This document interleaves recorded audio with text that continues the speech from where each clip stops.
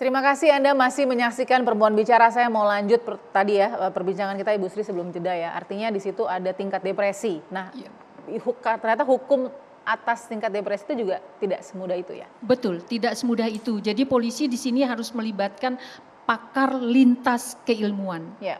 Jadi bukanlah polisi yang memutuskan bahwa dia dalam kasus ini kan tetap diterima oleh polisi, tetap diproses. Ini masih dalam rangka penyelidikan. Betul. Artinya polisi super hati-hati melihat ini. Kalau nanti hasil pemantauan, hasil analisis dari para pakar menyatakan bahwa orang ini memang dilanda depresi yang demikian sehingga dia tidak mampu mengkontrol tindakannya, bisa saja terjadi meskipun dalam waktu, kalau bahasa Jawa sadet sanyet gitu ya, dalam hanya sekian jam, bukan dalam arti berbulan-bulan numpuk. Tapi kalau kita lihat ini kan efek domino. Pertengkaran dengan suami, 9 tahun tidak pernah bertengkar, sekalinya bertengkar ada ancaman pengusiran. Kita bisa melihat, nah itu akan dianalisis, akan dimonitor oleh para pakar. Jadi akan ada visum yang menyatakan itu. Nah inilah yang akan dibawa oleh penyidik dalam gelar perkara. Kalau memang kasusnya seperti ini, kalau ada hasil visum yang menyatakan bahwa dia tidak cukup cakap atas perbuatannya saat itu, maka polisi tidak akan melanjutkan kepada proses penyidikan. Karena subjek hukumnya itu tidak layak dimintai pertanggungjawaban atas perbuatan itu. Belajar dari kasus ini kalau soal pembunuhannya ya Bu ya, belajar dari kasus dari seorang ibu yang kemudian melukai 2 anaknya dengan menggunakan cutter itu ya Bu ya. Betul. Kalau gitu saya langsung klarifikasi sedikit ke Pak Doni. Pak Doni, apakah dari pemeriksaan saat ini tidak terburu-buru melihat dulu bagaimana kondisi kejiwaan dari pelaku atau seperti apa Pak Doni? Baik Mbak, jadi untuk saat ini kami juga sudah berkoordinasi dengan bagian psikologi baik dari Polda maupun dari rumah sakit yang biasa ditunjuk untuk melakukan pemeriksaan psikologi dengan di tahap awal ini melakukan observasi terhadap tersangka dulu Mbak. Saat ini berarti masih bisa berkomunikasi dengan wajar ya Pak ya, dengan baik? Masih. Baik, saya harus berikan ada informasi soal bagaimana kasus pinjol ini memakan korban yang tidak sedikit mengakhiri hidupnya. Ini yang ketahuan ya Bu, karena terangkat media juga dan masyarakat. Kita lihat beberapa kasus di daerah di Tangerang, Banten sepanjang 2021 dan 2022 ini ya. Seorang ibu hampir tewas bunuh diri dengan meminum banyak obat karena tidak mampu membayar utang kepada 14 pinjaman online. Ia meminjam lewat pinjol pertama kali untuk melunasi cicilan motor peninggalan suami. Wah ini ironis sekali. Yang kedua di Depok, Jawa Barat, seorang ibu bunuh diri karena tagihan pinjol sebesar 12 juta rupiah, alasan karena persoalan ekonomi. Korban bekerja serabutan dan memiliki 2 anak. 3 di Wonogiri, Jawa Tengah, ibu tewas gantung diri karena memiliki utang pinjol 55,3 juta. Korban nekat melakukan pinjol karena ekonomi. Bojonegoro, Jawa Timur, pegawai bank bunuh diri karena kesulitan membayar utang pinjol laki-laki ya. Utang pinjolnya 23,6 juta. Malang, Jawa Timur, seorang guru hampir bunuh diri karena kesulitan membayar pinjol 40 juta rupiah untuk membayar kuliah sebesar 2,5 juta. Itu yang dia pinjam tapi terlilit 40 juta rupiah. Saya langsung klarifikasi ke Pak Doni. Pak Doni, kasus di Semarang sendiri seperti apa Pak soal pinjol ini Pak? Dan kebutuhan dan kemampuan masyarakat memahami resiko pinjol ilegal khususnya. Silakan Pak Doni. Baik Mbak, untuk di Polrestabes Semarang sendiri itu terkait masalah pengaduan terkait pinjol memang tidak terlalu banyak Mbak. Ya, sebagian laporan itu memang hanya terkait masalah penggunaan identitas palsu seperti yang disampaikan tadi. Yang lain-lainnya mungkin masyarakat lebih tidak berani mengadu ya Pak, lebih ke sana sih Mbak. Karena kan kebanyakan sebenarnya ini pinjol ini ilegal tapi mereka sendiri yang masuk ke situ gitu Mbak. Baik Pak Doni, saya mau lanjut lagi ke Ibu Afi. Ibu Afi, regulasi tadi penting. Dari sisi provider sebagai pintu atau akses utama untuk pinjol ini dengan mudah berkomunikasi, apalagi mengambil data diri tadi secara ilegal yang dikatakan Mbak Devi, kamera, lokasi, dan satu lagi kontak. Mikrofon ibaratnya. Itu yang legal. Yang ilegal. Betul. untuk menekan begitu ya. Betul. Jadi memang gini, kalau selama ini tidak ada regulasi terkait dengan provider itu. Jadi menurut saya ini dengan kasus-kasus ini itu harus nomor satu diregulasi. Karena disitulah pusat segala-galanya termasuk penipuan ya. Kemudian juga tagihan-tagihan yang mengancam ya. Bahkan mereka mengganti-ganti nomor telepon itu nggak ada masalah gitu. Itu nggak dianggap sebagai kriminal. Padahal menurut saya dengan era digitalisasi itu harus menjadi kunci utama. Itu satu ya. Nah yang kedua sebenarnya kalau OJK sendiri itu sudah sangat jelas ya apa saja regulasi untuk orang itu melakukan pinjaman dan ada yang legal sebanyak 104 perusahaan ya itu legal. Nah kadang-kadang masyarakat kita kan tidak pernah melihat informasi apakah ini ilegal atau tidak. Nah kebanyakan mereka asal udah kasih KTP besoknya tuh langsung uangnya cair gitu. Betul. Sehingga mereka tidak mengecek lagi apakah ini legal tidak ilegal bahkan tidak pernah tanya berapa bunganya.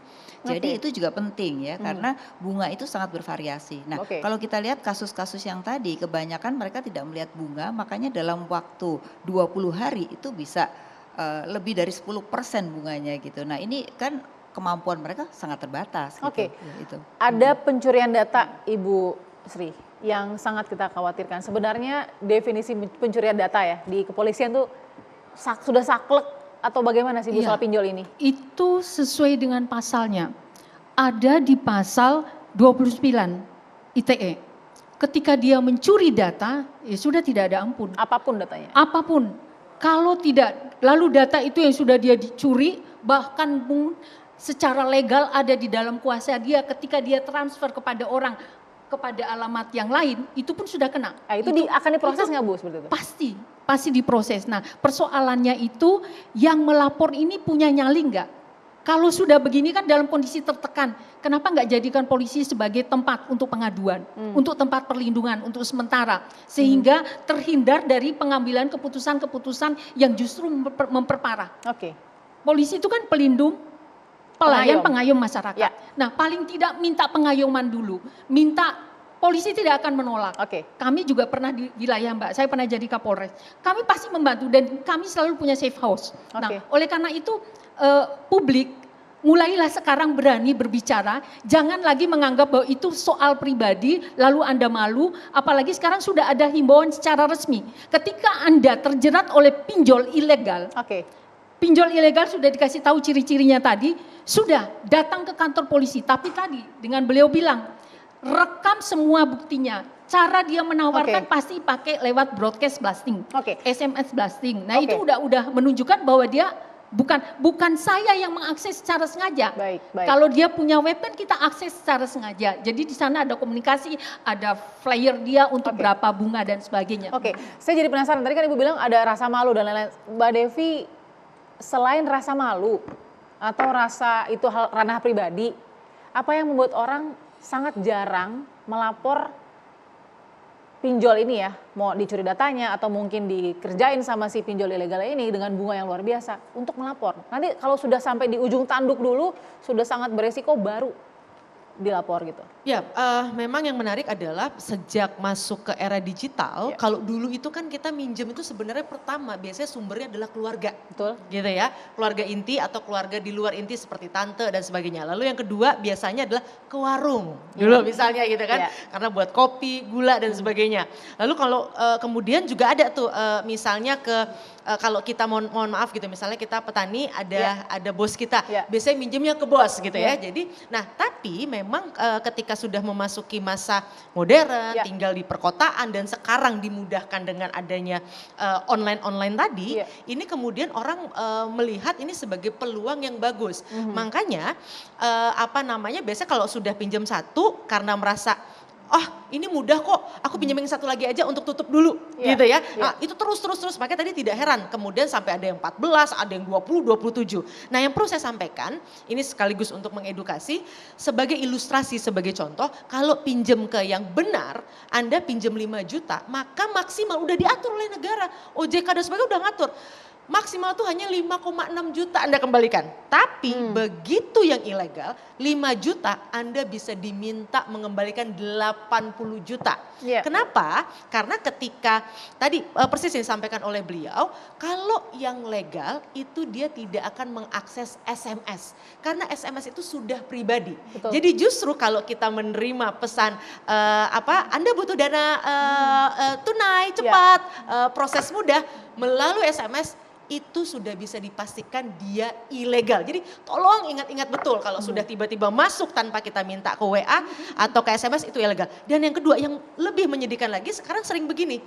Karena kita sering membagikan misalnya nomor rekening kita. Ya. Kita percaya aja.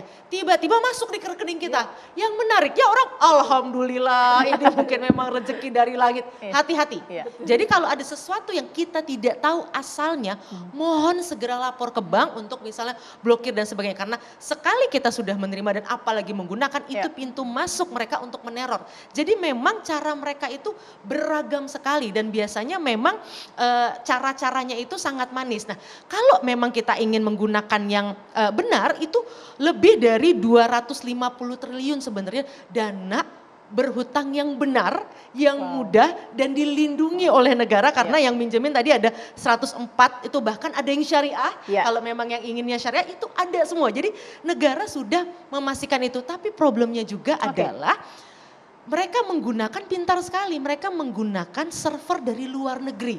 Ini yang menyebabkan kemudian tim kepolisian juga sulit untuk kemudian menindaknya. Nah ini yang lagi-lagi ketika negara sudah banyak membuat pagar-pagar, benteng-benteng dan bahkan sosialisasi yang luar biasa. Jadi kalau masyarakat kalau ingin meminjam tuh tinggal masuk misalnya ke www.ojk gitu ya atau WA aja biar gratis 081 157 157 157.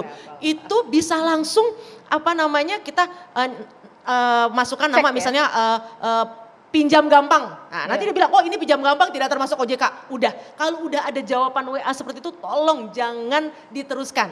Plus kalau ada link-link yang masuk ke kita di situ pintu masuknya. Sekali kita pencet link tadi itu dia. Semua foto-foto kita dan sebagainya itu kemudian digunakan untuk memeras padahal tadi pinjamannya mungkin mohon maaf 100.000, 200.000 dan sebagainya. Baik, kita akan sambung di segmen berikutnya. Saya harap pasti masih banyak solusi lagi yang bisa diberikan terlepas dari masyarakat malu atau sudah keasikan adiksi untuk meminjam karena mudah dan cepat dan segala macam. Tapi juga saya ada pemikiran, kalau memang ada yang pinjam dari pinjol ilegal, kalau kita nggak bayar harusnya nggak apa-apa ya, Bu Ovi. Sesaat lagi ya, tetap di Perempuan Bicara.